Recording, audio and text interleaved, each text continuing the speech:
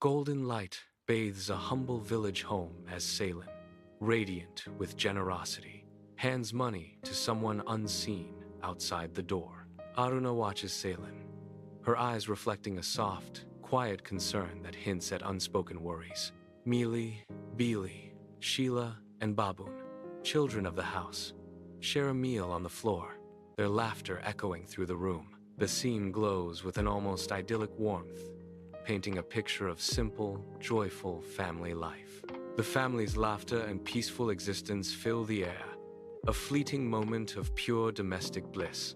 Aruna stands silently by the doorway, her gaze fixed on Salen, engrossed in his paperwork, the room heavy with unspoken tension.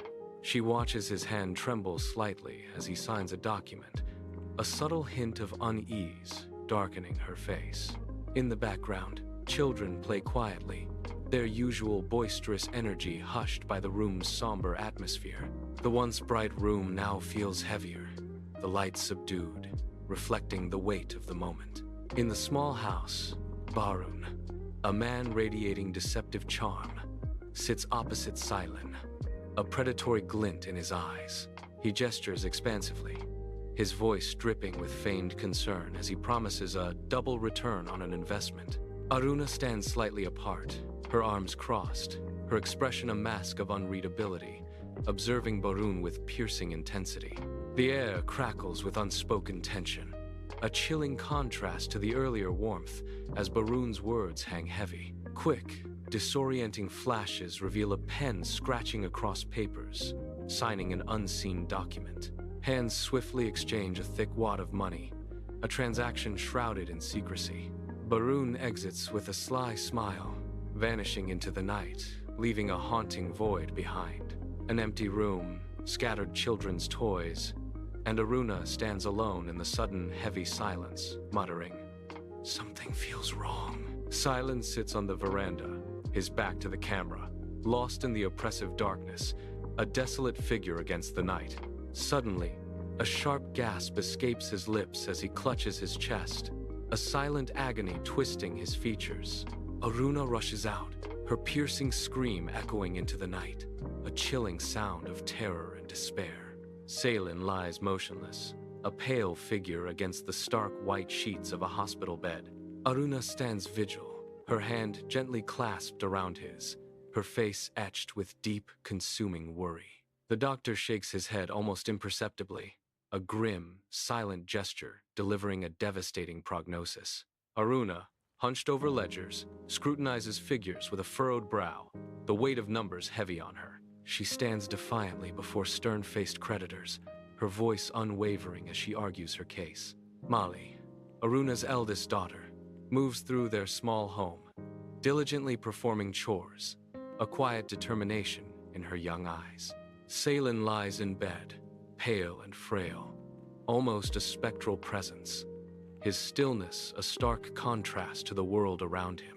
Aruna's expression hardens, a steely resolve settling upon her features, ready for battle. Aruna glides through the vibrant, bustling market, her gaze piercing through the swirling crowds, a predator in plain sight. In the distance, Barun stands disheveled and agitated, his usual composure shattered, eyes darting nervously through the chaos.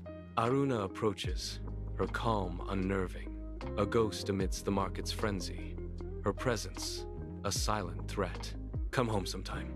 Let's start again," Aruna whispers, as a slow, greedy smile spreads across Barun's face, oblivious to her true intent. Aruna sits at a table, her brow furrowed in deep concentration, surrounded by imposing stacks of legal documents. Her eyes, intense and unwavering, scan each page with a fierce focus, absorbing every critical detail. In the background, children are quietly engaged, sensing the profound importance of the moment unfolding before them. The modest house, now imbued with a renewed sense of purpose, hums softly with the weight of her quiet determination. A silent battle is waged across the pages, as Aruna's unwavering resolve fills the air with a potent energy. Under the bright sun, a new business sign is hastily erected, its fresh paint gleaming with the promise of prosperity. Barun, a wide, overconfident grin plastered across his face, signs a towering stack of papers, his eyes barely glancing at the text. From a distance, Aruna watches him, her expression unreadable, her gaze sharp and calculating, a silent observer of his folly.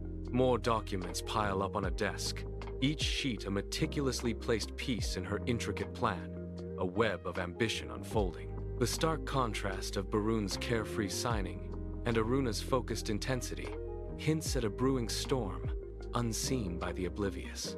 The small office is a maelstrom of chaos, stacks of papers threatening to topple, reflecting Barun's spiraling world. Angry creditors surround Barun, their faces contorted in fury, voices a deafening clamor of demands.